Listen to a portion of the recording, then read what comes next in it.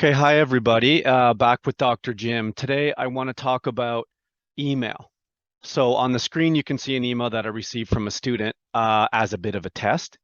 And what I realized is that there's a whole lot of things to talk about with email. So what I'm going to do is I'm going to walk through this email. Then I'm going to separate it into two different types of email. I'll explain that. And then finally at the end, I'll give you some tips about writing email, about things that that are common mistakes that will help you to write email more beautifully. You need to decide if you're writing it formally or casually. That's a really big step. So let's start with this to start.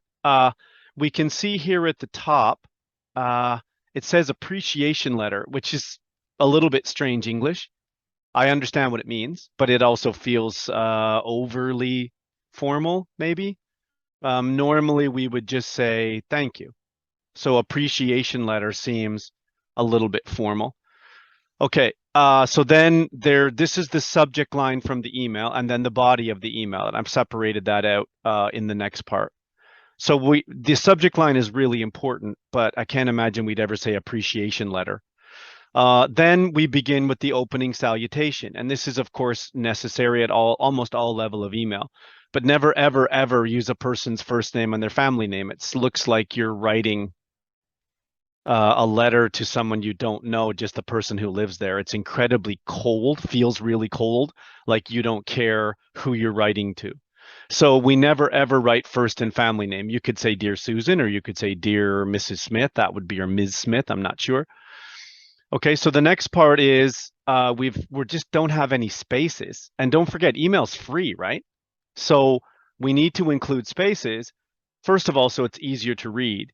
And secondly, so that you can separate your ideas out into meaningful chunks. And the idea with spacing is there are chunks and spaces between chunks, and chunks are different ideas. So when we look at email, we can tell, oh, there are three key points. There's always an introduction, there's always a closing, there's always an introductory salutation, and always a closing salutation. I'll explain that in a minute. So one of the most important things with email, professional email particularly, is that you follow some general ideas about email. Number one is we separate ideas by spaces. So we introduced, I hope you're doing well. I think that's a nice introductory salutation. It's probably not nice for email, depending on the level. It's just too casual. I've sent this email to appreciate you. Communication is fine, but those are not words. They sound like dictionary words. And when I see this, I know you're not a native speaker. And my dream for you and for all of my students is when you write and when you speak, people don't know that your first language is not English. I hope they think you were born in Canada. Again, there's some kind of mistake here, which is really low level. Don't make mistakes in email. You have a chance to fix them before you click send. So please make sure that you reread it before you send it. I learned a lot in your class. I think that's great.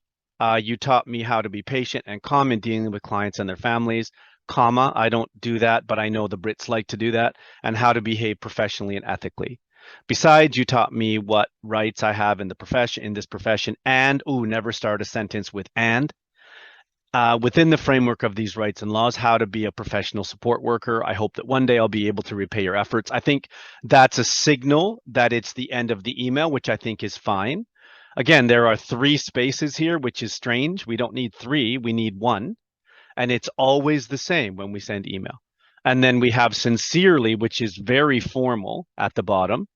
And we have I hope you're doing well, which is not formal. So we've got some things that are mixed between formal and casual. And that's confusing. Are you writing me a formal email or are you writing me a casual email? And the difference is really important.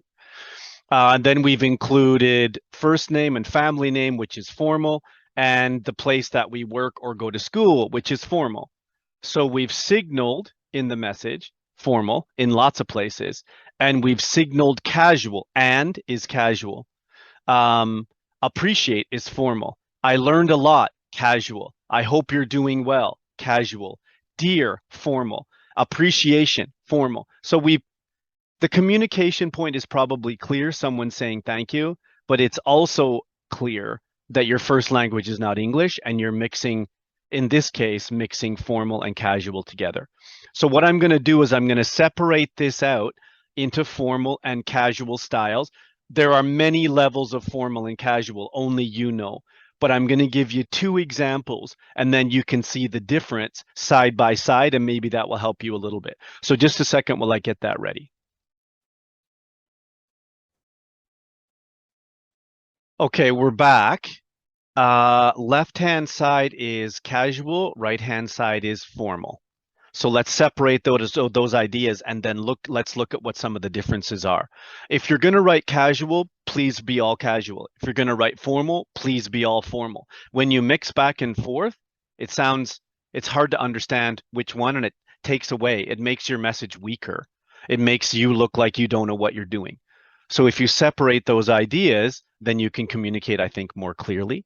So over here, we have the subject line and the body of the email. Same idea here, subject in the formal, subject and the body line. So thanks is casual thank you. So that signals at the beginning, this is a casual email. And over here on the formal side, in appreciation, or thank you very much. Thanks is casual. Thank you very much is more formal. If you watch my next video, I'll try to do a formal and casual thank you video for you. And you can see the difference between thank you and formal. And I know from having studied other languages that there's a very formal thank you and there's a very casual thank you in almost all the languages. So if you follow up on the thank you video, maybe that will help you. So when we start an email, we always start with an introductory salutation. And in this case, we've written, hi, Susan, which is fine. That's casual. And notice we have a comma. You don't always need a comma, but I like to use a comma. Casual is hi. When we use a formal or business level email, we start with dear, either dear plus first name or dear and a salutation and family name. And then we follow with a comma. You could say dear Susan, but that's a slightly different level of formal, right? Or you could say dear Ms. Smith, which is a little bit nicer level.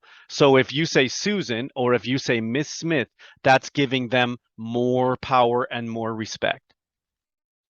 Hi, Susan, dear Susan, dear Mrs. Smith, I go down and they go up. So it's giving them respect, which means it's more formal. So I hope you're fine. This one starts, thank you very much for your help this semester. That's a nice introduction. And then we write, I learned a lot. I learned many things is a little bit more formal. You taught me how to be patient when dealing with patients and how to behave professionally. You can see there are many things that are the same. It's some small key points that are the difference between casual and formal. Okay, then we go on to the next paragraph. We separate out the ideas. We need spaces because it communicates, it's a signal that we're changing to a different topic, a different idea. So there's a space here, there's a space here. That's the same between formal and casual, although you can take those out in casual. Also changes to in addition. You taught me about my rights as a nurse. You taught me what my rights are as a nurse and how to be professional, how to be a professional nurse. My lower level beginning students often repeat words.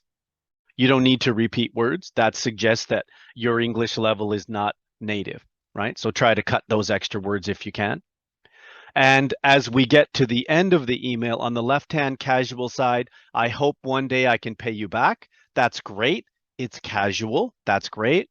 And on the right-hand side, very, very very famous formal email closing sentence.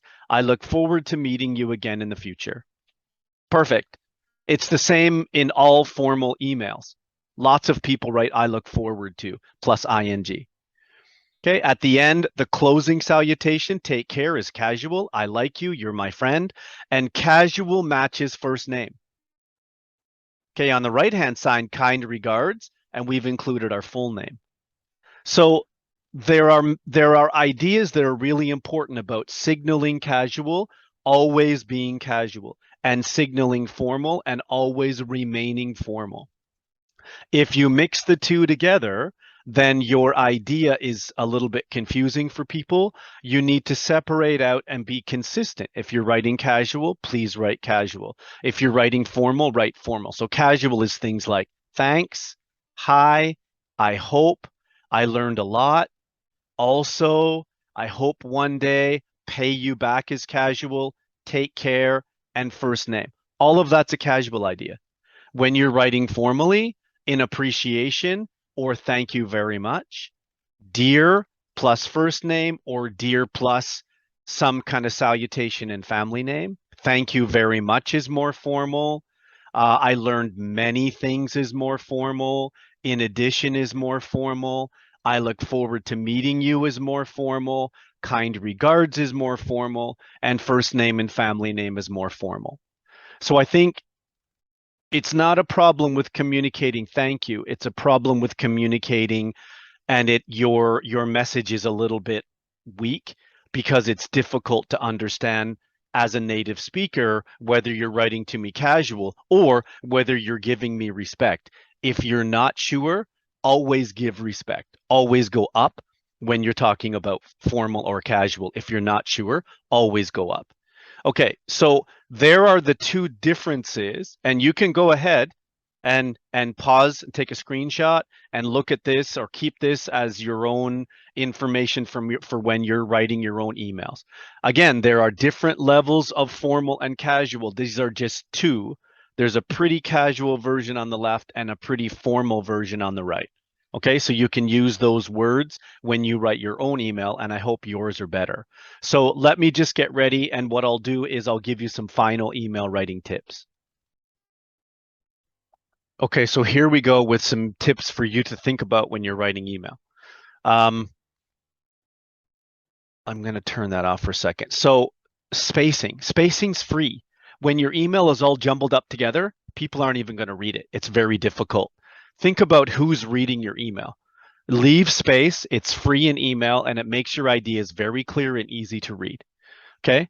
Notice how it's has a line under it in Microsoft Word, and the reason is it's when we're writing, when we put an apostrophe and we shorten words, it's very rare to do that when writing. That's another signal that it's casual.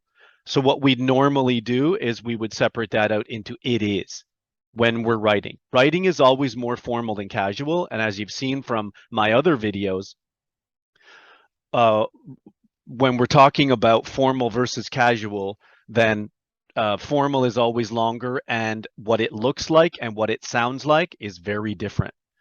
Okay, so leave space, makes it easier to read. Number two, writing in paragraphs. So separate your ideas into paragraphs. Don't jumble them all together. Then it becomes difficult to separate what you're talking about and that your idea is changing. So part of the reason for spaces is to signal to the reader you're changing to another idea. So don't forget spaces. Please, please, please don't make spelling mistakes. Spelling mistakes suggest to the person who's reading that you're too lazy to check your own email. Please don't make spelling mistakes. It makes you look like you don't know what you're doing. Okay, always include a meaningful subject at the top. Some people receive hundreds of emails every day, and that's all they see when they check their email is they see the subject. So please include a meaningful subject so that people can see immediately that they want to read your email. Okay, please be careful with commas, periods, spacing. Please be careful what you do. Sometimes it's a comma, sometimes it's an exclamation mark. Don't make a mistake. And it's comma goes immediately afterward, then there's a space, okay? And then, as I said before, match formality throughout your email. If you're being casual, always be casual. If you're being formal, always be formal. And you'll notice a few minutes ago, you have the side-by-side comparison of formal and casual words and phrases. Okay, if you choose casual, make it all casual. If you choose formal, make everything formal. Okay, so get started writing email. Think about it. Give yourself enough time so that you have a chance to check for formal versus casual. And also, please make sure that you're checking for spelling. Because if you make a spelling mistake, it makes your email less powerful because you've clearly made a mistake and you didn't bother checking. Imagine if you're sending an email for a job and you make a spelling mistake in the email. Many companies will throw your your resume in the garbage because you made a spelling mistake. Because what it shows is you didn't check, which is not a good business style, or you're too lazy, you're in a hurry. So please be careful. Good luck. Let's get started writing really nice emails.